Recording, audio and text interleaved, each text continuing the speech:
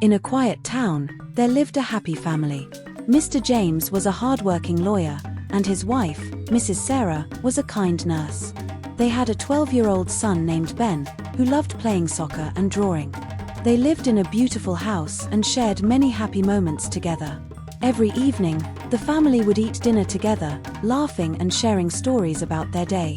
Mr. James always said, "Family is the most important thing." Mrs. Sarah loved her family deeply, but she often felt tired from her long hours at work. Mrs. Sarah started feeling overwhelmed. She had to balance work, house chores, and spending time with Ben. One evening, she told Mr. James, "I think we need help around the house. Someone to clean and cook while I'm at work." Mr. James agreed. "It's a good idea. You work so hard, and I want you to rest." The next week, they hired a young lady named Grace. She was 23 years old and had come from a nearby village. Grace seemed polite and hardworking. Mrs. Sarah trusted her quickly, thinking she was a blessing to their family. At first, Grace seemed like the perfect house help. She was respectful, hardworking, and always ready with a smile. The house was spotless, meals were prepared on time, and Mrs. Sarah felt like a weight had been lifted off her shoulders. But over time, Grace's behavior started to change when no one else was around. She began wearing revealing clothes in the house, especially when only Ben was around. At first, Ben didn't think much of it, he was just a boy. But Grace started calling him over when she was dressed like that.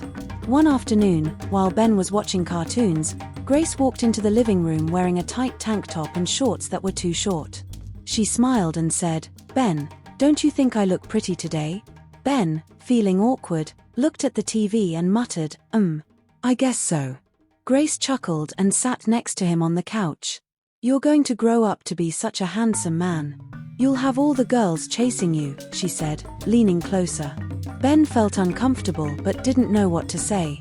He got up and said, I think I'll go play outside." Grace didn't stop there. A few days later, she approached Ben when they were alone at home.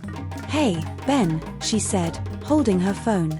"Have you ever watched grown-up movies before?" Ben frowned, confused. "What's that?" Grace grinned mischievously. "It's something only adults are supposed to watch. But you're mature enough, right? You're almost a man now." Ben hesitated. "I don't think my mom and dad would like that."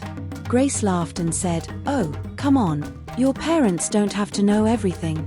It's just for fun." Before Ben could say no, Grace showed him a video on her phone. Ben's eyes widened, and he immediately turned away. "I don't want to watch that," he said, his voice shaky. But Grace persisted.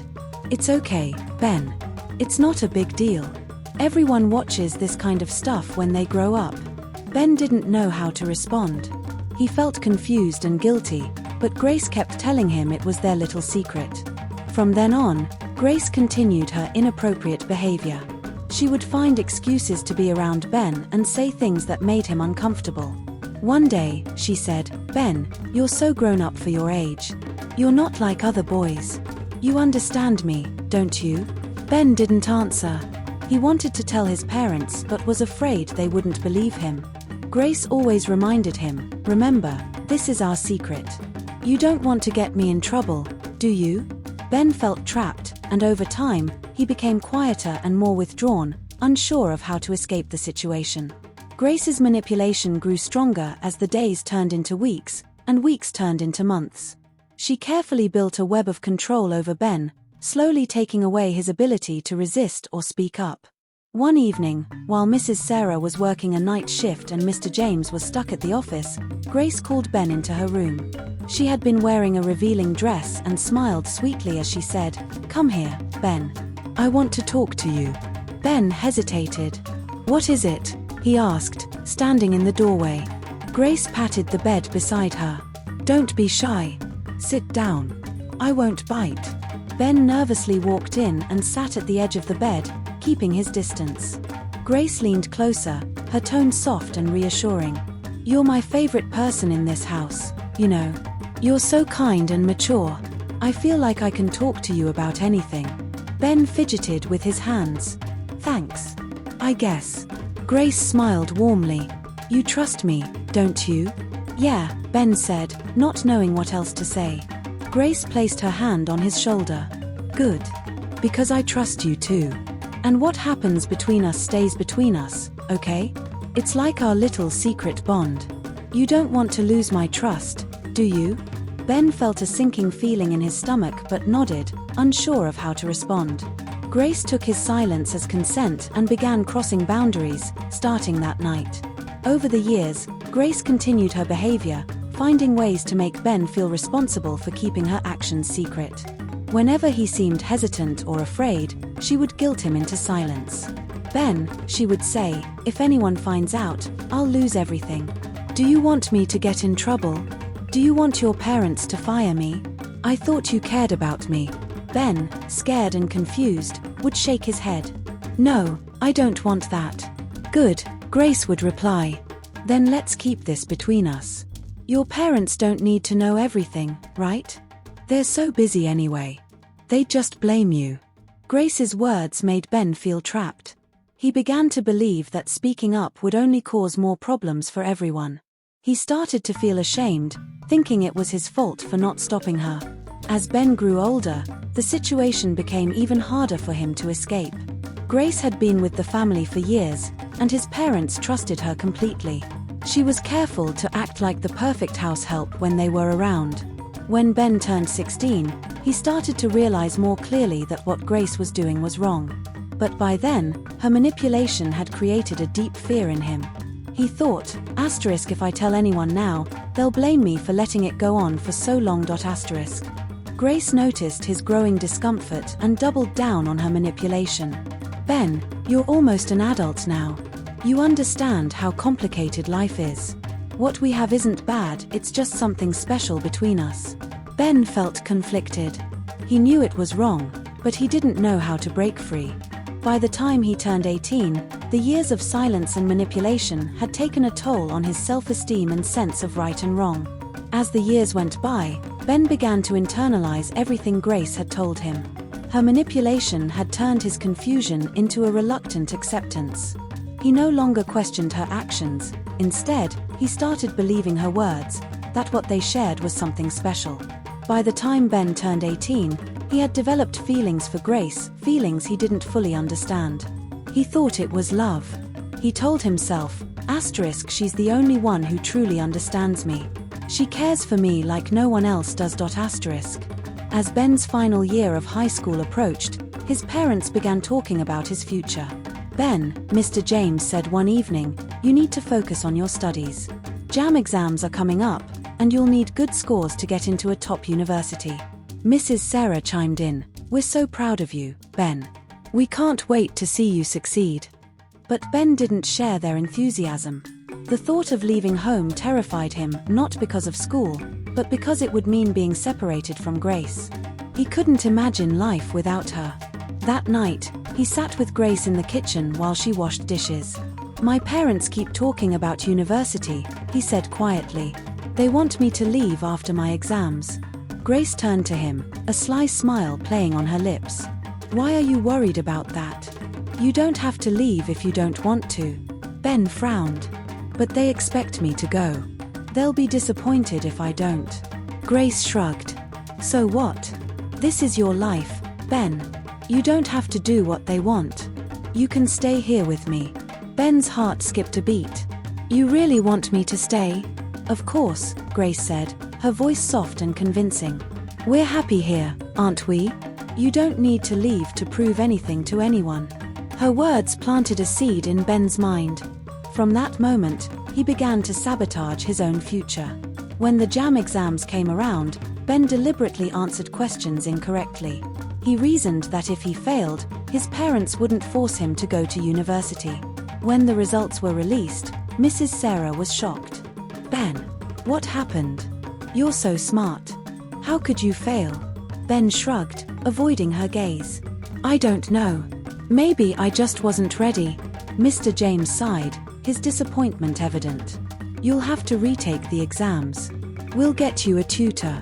Ben nodded half-heartedly, but in his mind, he had already decided to fail again. He couldn't imagine leaving Grace behind.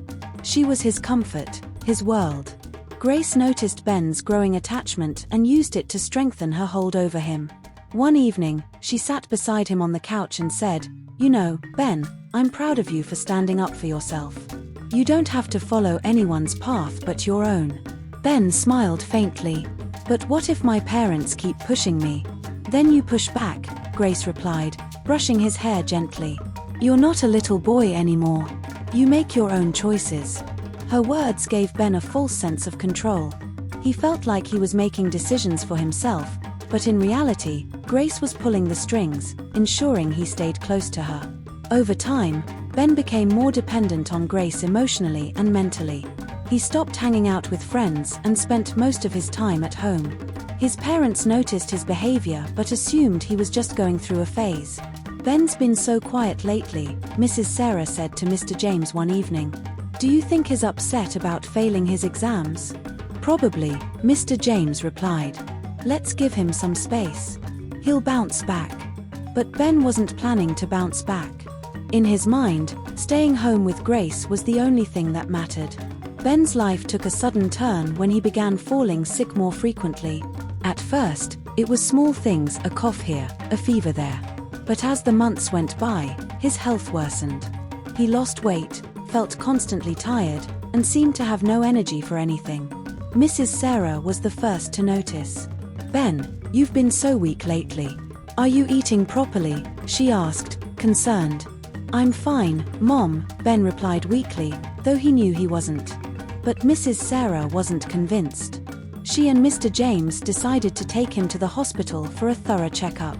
The doctors ran several tests, blood tests, scans, and more, but nothing explained Ben's recurring illnesses. Each time, the results came back inconclusive. "I don't understand," Mrs. Sarah said, sitting in the doctor's office with Mr. James. "Why does he keep getting sick if nothing's wrong with him?" The doctor frowned, reviewing Ben's file. "Sometimes, certain conditions take time to show up. Let's try one more test. It's a precautionary measure, but I want to rule it out. We'll do an HIV test."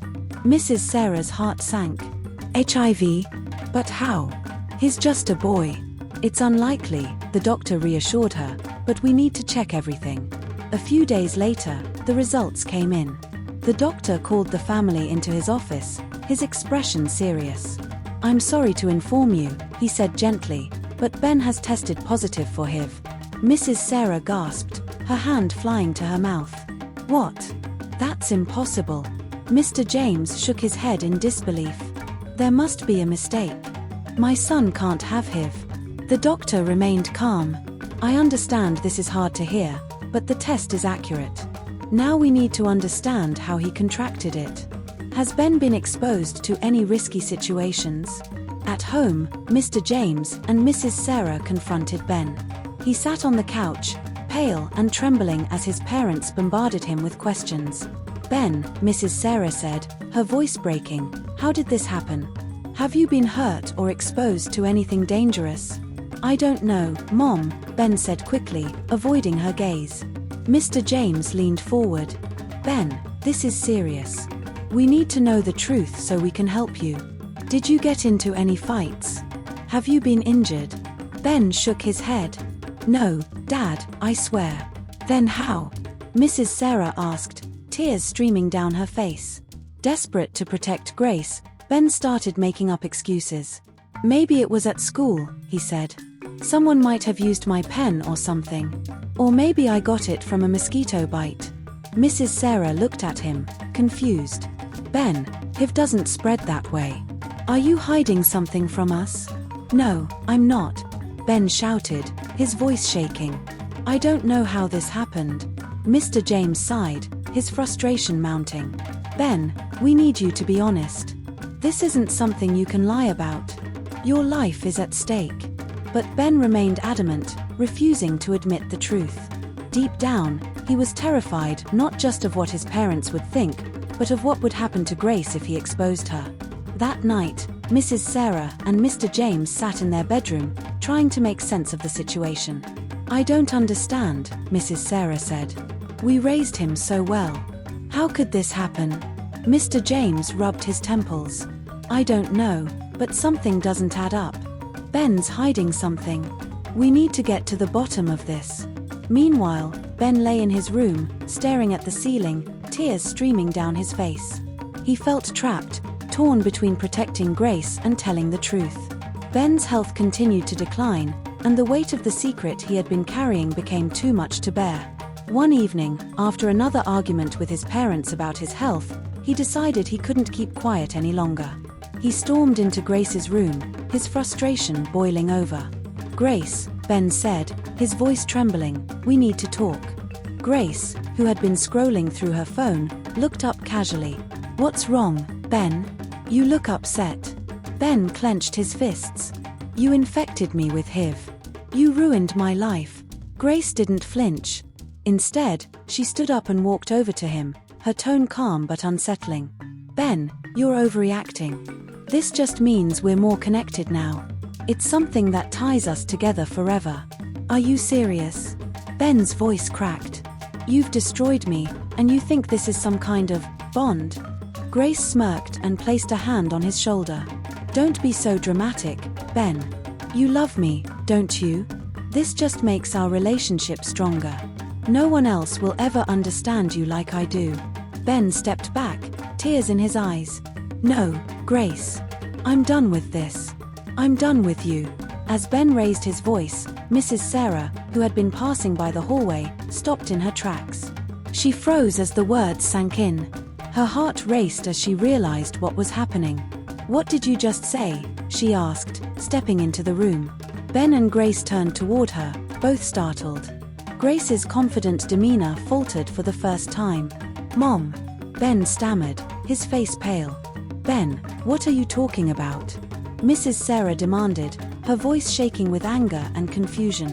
"What do you mean she infected you? What's going on?" Ben broke down, unable to keep it inside any longer. "Mom, it started when I was 12, he sobbed. She showed me things I didn't understand. She said it was our secret, and I believed her. I was just a kid. I didn't know." Mrs. Sarah's world crumbled as Ben recounted everything, the manipulation, the guilt, the years of silence. She listened in horror as he described how Grace had controlled him, how she had convinced him to keep quiet, and how it had all led to this moment. Grace, realizing the situation was spiraling out of control, tried to defend herself. "It wasn't like that, Ben wanted this too." But before she could finish, Mrs. Sarah pounced on her, her grief and fury spilling over. "You monster," she screamed, grabbing Grace by the hair. "You ruined my son's life. How dare you?" Mr. James rushed in, hearing the commotion, and pulled his wife away. "Sarah, stop.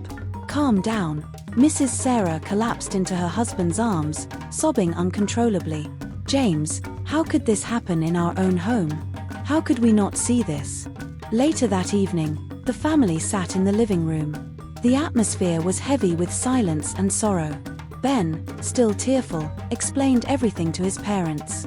"I didn't know what was happening at first," he said, his voice barely above a whisper. "She said it was normal, that it was our secret. And I was scared to tell you. I thought you wouldn't believe me. I thought it was my fault."